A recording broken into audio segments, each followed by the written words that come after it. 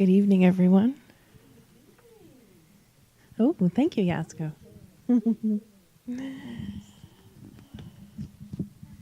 Yes, so pop quiz. What was chapter 1 on? No, I'm just kidding. Oh, yes, it was about Jesus. Yes. We are on chapter 3 of this book already. It's an amazing... Okay. I'm getting some technical stuff in the back. Yes. Jesus and Humanity. That is the name of chapter 3 of this amazing book. For those of you who are wanting to purchase your own copy, we do have copies in finally. Also, we know that Leo's doing his study on the book Plenitude. We also have copies of those. So please don't hesitate to purchase your own copy. The book is pretty amazing because each chapter is pretty short. It's not a long chapter. You don't have to worry about getting, committed to a book that's super duper long, even though we do have some books that are super duper long that are amazing.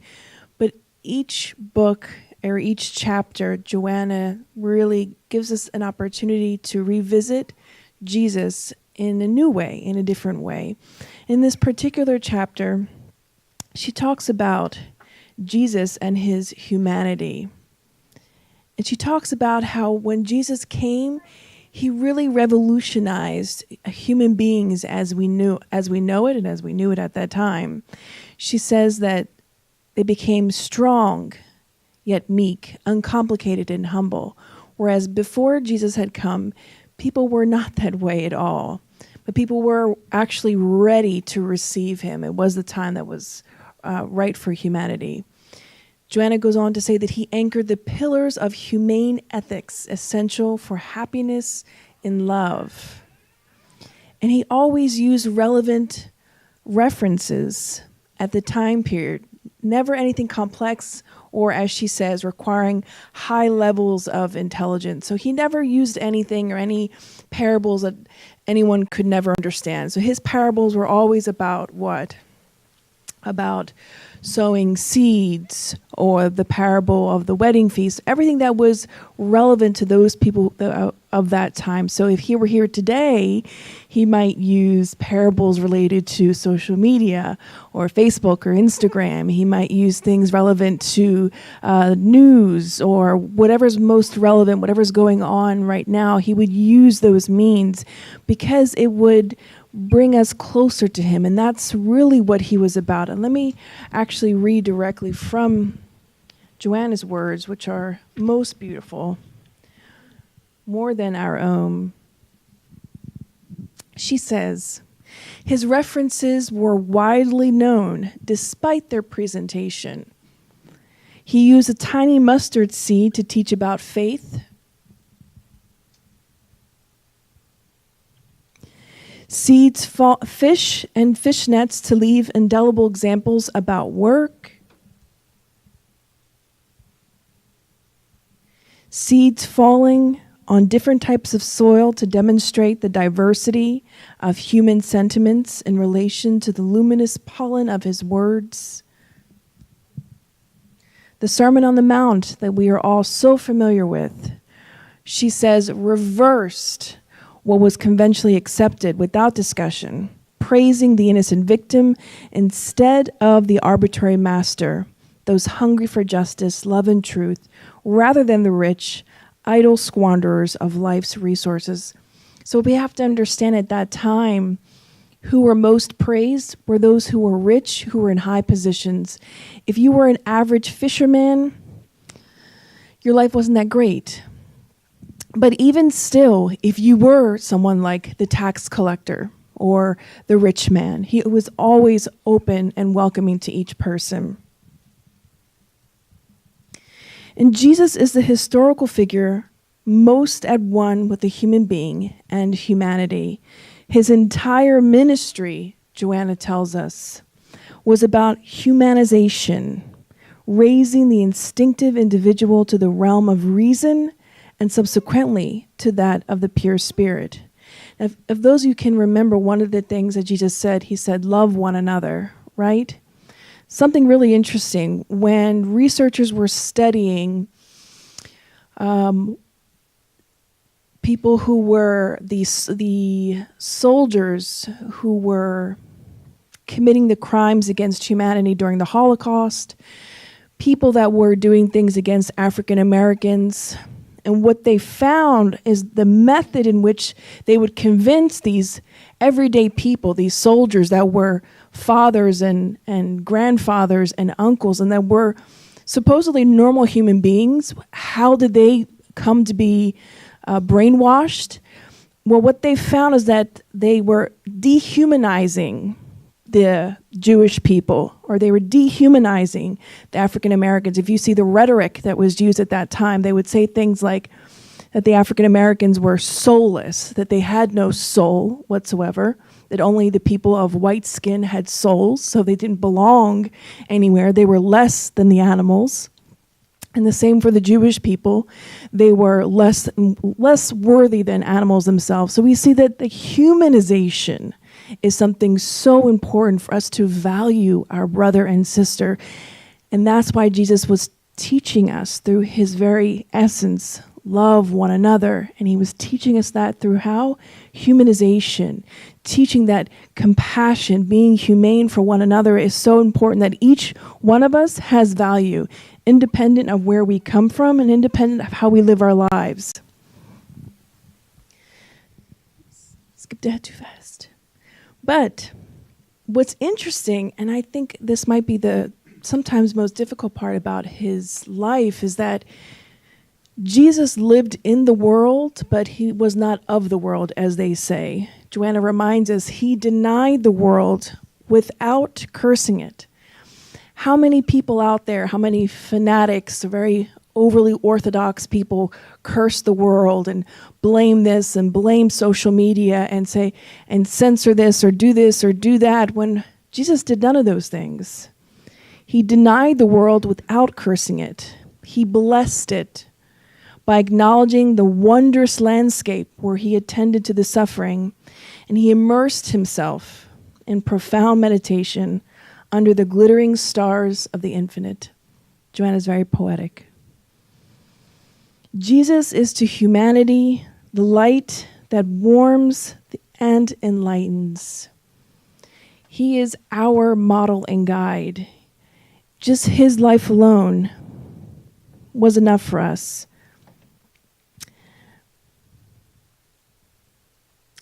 And indeed, he came to humanize humankind. But before we share that, let's share one other thing. Something very, very important for us to remember when we're thinking about Jesus and when we're thinking about, okay, he's our model and guide. He's the person we're supposed to follow, right? Him, Jesus, the one who came to this planet temporarily for those 33 years, I believe it was. But oftentimes we get kind of, hooked on this idea of following people. And this is throughout every religion, every belief system. We tend to follow gurus, or we tend to attach people to religions. And Joanna actually calls our attention and reminds us in the following words. She says, if you have let yourself become fossilized by orthodox doctrines that claim him, Jesus, as their founder, start anew and seek him in the masses or in the silence of reflection, rereading his words without forged interpretations. Read that again. If you have let yourself become fossilized by orthodox doctrines that claim him as their founder, start anew and seek him in the masses or in the silence of reflection, rereading his words without forged interpretation. What does that mean? If we find ourselves becoming too orthodox and not getting to the heart of who Christ was, we need to revisit, reread his words, and just take it in. I'm going to read you a brief little story that's in the book Alvorada Cristã. I said that right? I'm not sure. Christian Dawn would be the English translation. In this particular chapter, it's psychographed by Chico Xavier by the spirit Neo Lucio. The story is called The Cleaning Angel. Very interesting story. Pertains to what I just read, and hopefully we all can follow along. It's very short. The story is about a young girl named Adelia. And if anyone's interested, I have a copy of both the Portuguese and the English version that we translated. The Cleaning Angel. Adelia heard about Jesus, and she was taken over by a great passion for heaven, that she began to nurture only one desire, to be an angel to serve the divine master. And for this kind girl made herself humble and a believer. And when she couldn't be found in school, in contact with her books, she maintained herself at her bedside in fervent prayer, surrounded by beautiful engravings by artists, making you recall the passage of Christ while amongst men. Tearful, she repeated, "Lord, I want to be yours. I want to serve you." Her dear mother, in the domestic struggle, emphatically invited her to the services of the house. Adelia smiled, hugged her, and reaffirmed the purpose to prepare herself for the company of the divine friend. The kind woman, observing that ideal of her daughter, deserved only praises, left her in peace and her studies and daily prayers. This young girl did this for months and months. She prayed, and she stayed in her room, coming home from school every day, praying, asking for the loving master to come.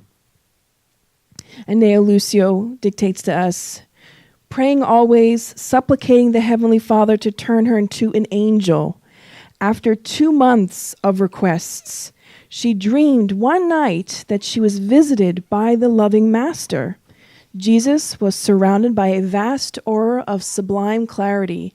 His glowing tunic fell over his shoulders with grace and beauty. It looked like white snow reflecting the sun. Extending his right hand compassionately, Christ said to her, "Adelia, I heard your prayers and have come to meet you. Do you really want to serve me?" "Oh, yes, Lord," responded the small girl, inflamed with jubilant commotion, convinced that the Savior would at that moment lead her up to heaven. "Listen," replied the master sweetly.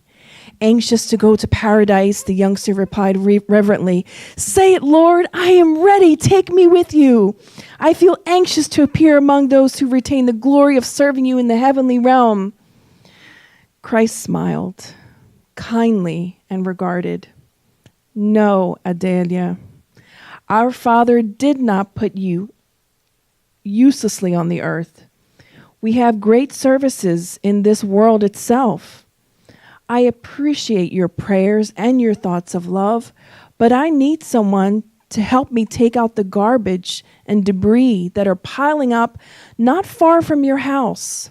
Cruel boys are damaging the sewage network a short distance from your home. There is a dangerous concentration of diseases threatening unsuspecting workers, devoted mothers, and unsuspecting children. Go, my daughter, help me to save them from death. I will be with you, helping you in this worthy task." The worried young girl wanted to ask questions, but the master pulled away lightly. She awoke, startled. It was daytime. She got dressed quickly and went to find the indicated area. Courageously, she gathered the disinfectants, arming herself with a shovel and a broom, and asked for maternal contribution, and the infectious concentration was extinguished. The obedient disciple, however, never stopped. Every day she returned from school. She helped her mom at home, ensuring also when it was possible, through the hygiene of the public pathways, she would teach other kids to take care of themselves as she did herself. After so much work and effort, one day the director of her school conferred upon her the title of the Cleaning Angel. Teachers and classmates commemorated this event festively. When nighttime arrived, she slept contently and dreamt that Jesus came to her again. Covered in light, he hugged her tenderly and said gently, "Blessed you are, my daughter.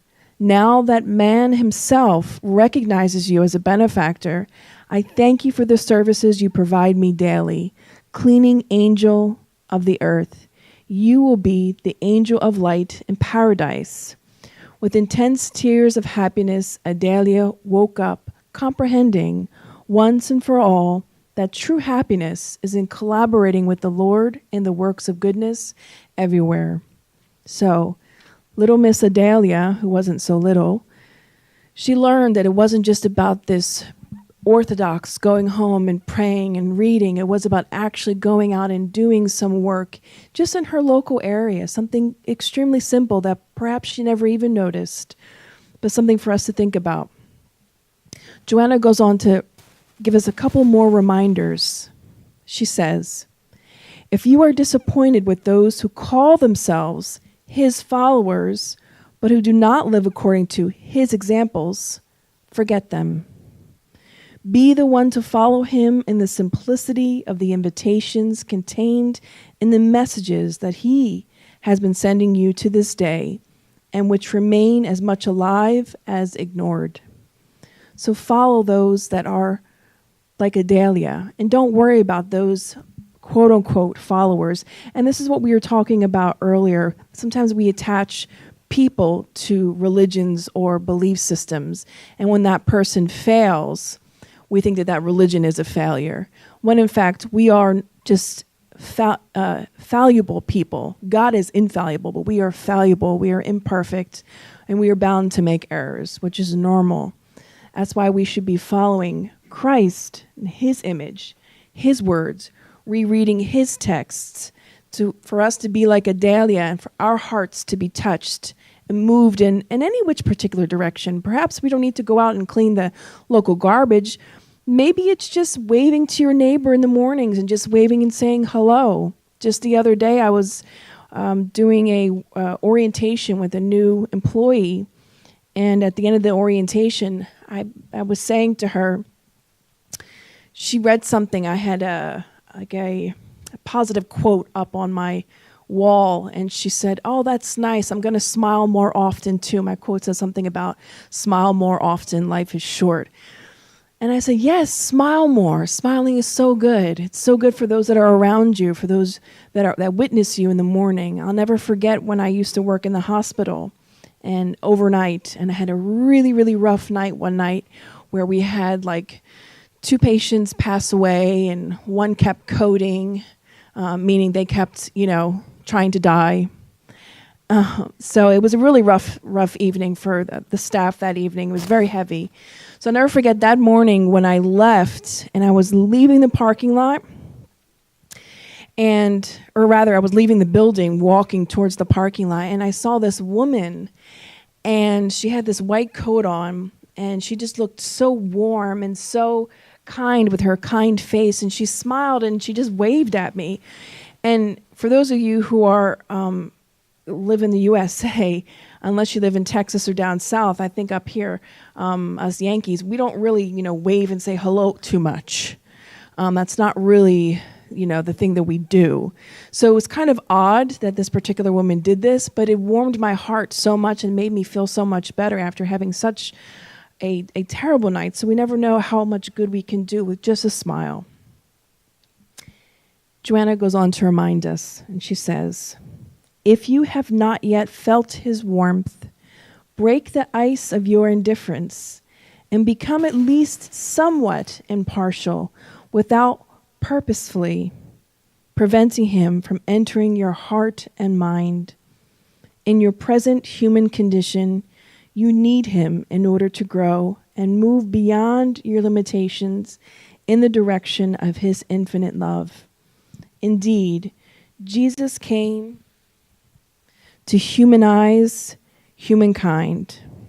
Now it is up to us to leave our pettiness behind from time to time and receive him, becoming Christ-like in the endeavor of your complete self-realization. And this is how she ends this particular chapter. It's a call for us to leave behind any pettiness and to commune with this man. We can call him a man, if you will, in our limited vocabulary. This great soul that once grazed this earth. If we can stop from time to time and meditate with Jesus, and not just try to live by the book, as they would say, but meditate on his words, meditate on his life, meditate on what he lived and what he wanted to teach us in order for us to stay connected. You know, the messages in this book are all about Jesus and on a particular topic, but it always comes back to let us reconnect with Christ. And if we never have before, let us be open to it. Let us be open to when we read the texts about him, from him, let us just have an open heart to see how it moves us. And we'll be very surprised how it very much will change our lives. This particular painting, I think most of us know where this comes from. This is from Akiani. Yeah, so it's a most beautiful painting. And the original painting actually was stolen from her. I watched an interview and she said, I'm not sure if it was this one or another painting of Jesus, but it was one of the original ones was stolen from her home. Yeah, hard to believe. But, well, I guess someone really needed Jesus that bad. So if you're going to steal something, you might as well steal Jesus. So someone out there really needed him, and we hope that he's, a beacon of light for that human being, whoever that was. So just as an end to sort of close this short circle for today's presentation so we can meditate on Jesus, I want you to turn to the person next to you and tell that person in brief minutes or few minutes what Jesus means to you, or what your definition of Jesus is, or what you feel comfortable talking about this particular being who grazed this earth. Just briefly. If you don't want to turn to the person next to you, you can turn to the person behind you, or you can just talk to yourself, talk to God. If there's no one around you, just take a moment to do that. Even the people in the back, I see you. I see you. Isabella, you can tell Leah what Jesus means to you in your life.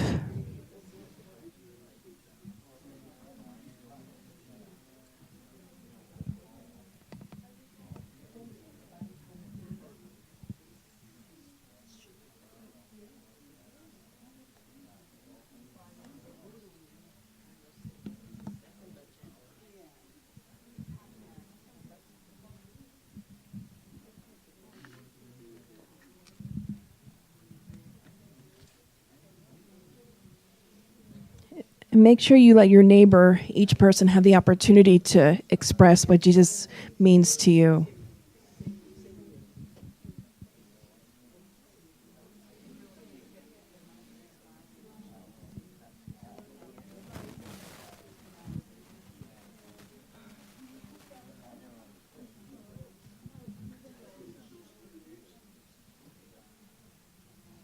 What does Jesus mean to me?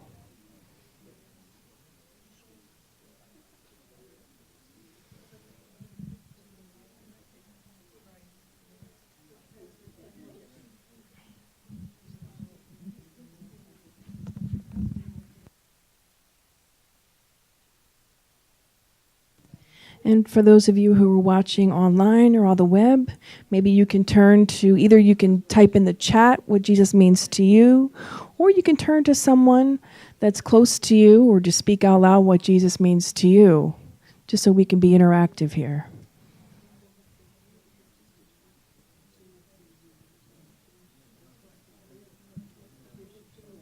Okay, one more minute, 30 seconds.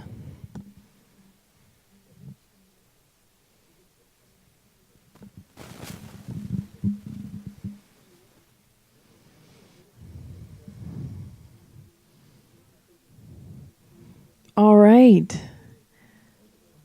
We can bring it to a close. Thank you all for sharing and talking to your neighbor. Isn't it great just to talk to other people about Jesus specifically? Does anyone want to share what they either heard, what they thought was interesting from their neighbor, or what they learned, or what they themselves feel about Jesus?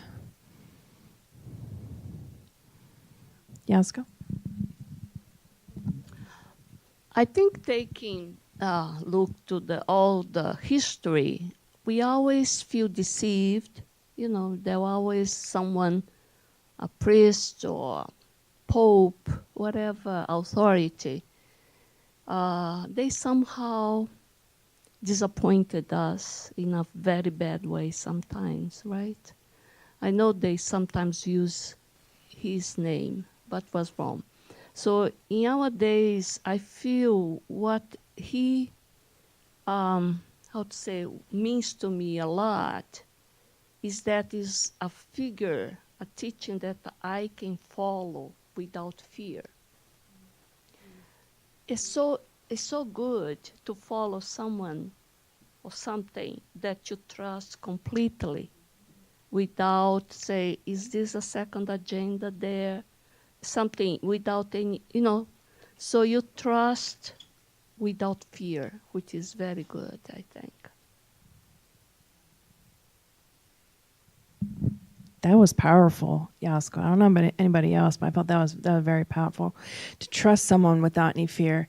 Did you want to share in the back? She's nervous. Well, Juliana, maybe you can help her. So she said happiness. And then I said love. Thank you for sharing. Anyone else want to share what Jesus means? Oh.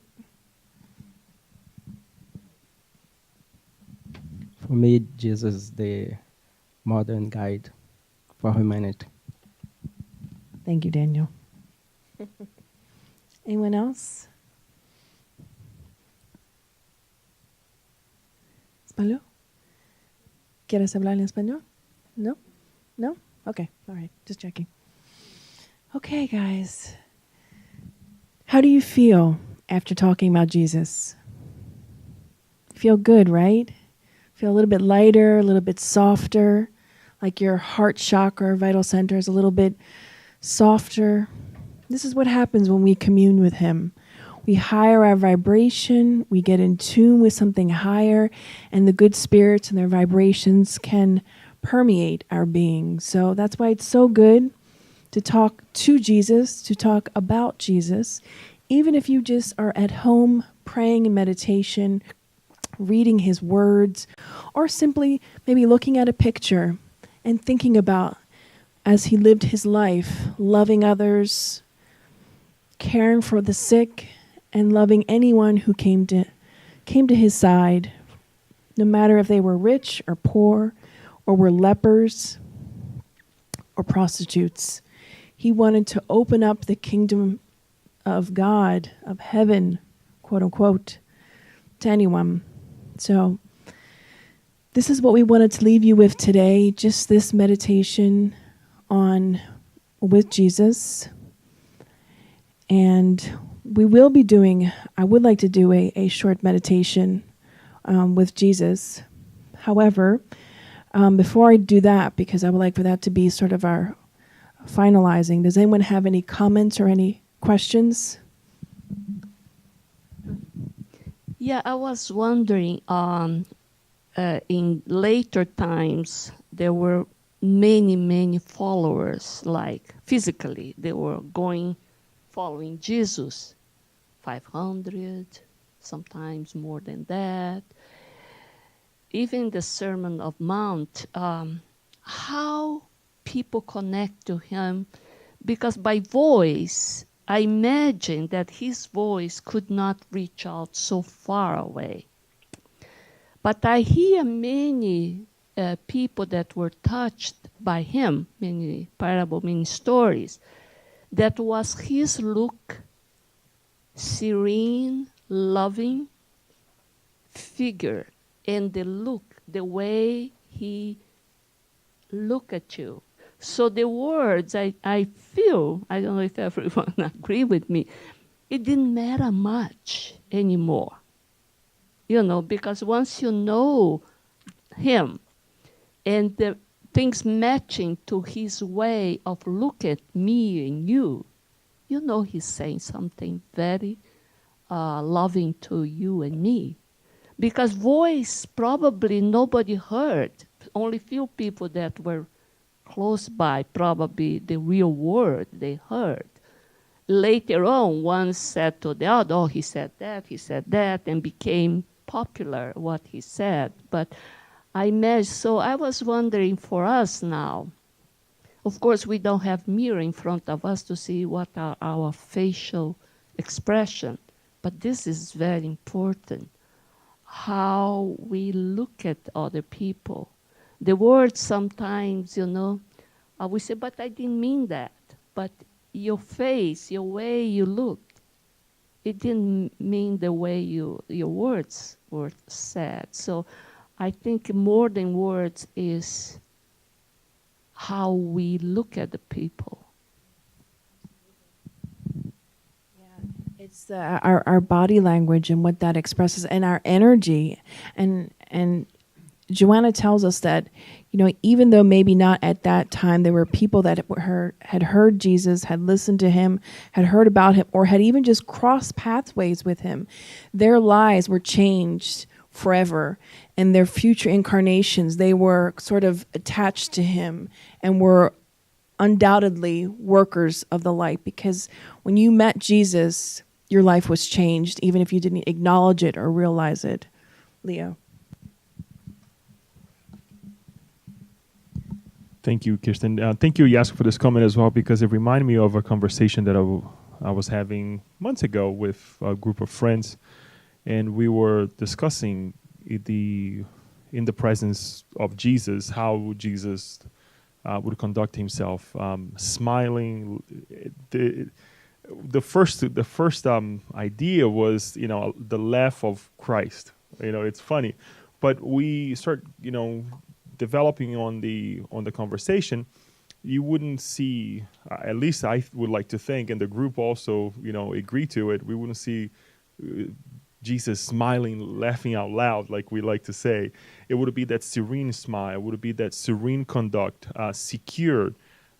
Since we're talking about this idea of Jesus in humanity, in the in society nowadays, I think it reminds this comment that Yasko brought. It reminded me on how we conduct ourselves in society. And Joanna de Angelis, several times we have opened up on the message that we are an example in the universe, and I think it really reminds us, with this message, to conduct ourselves well.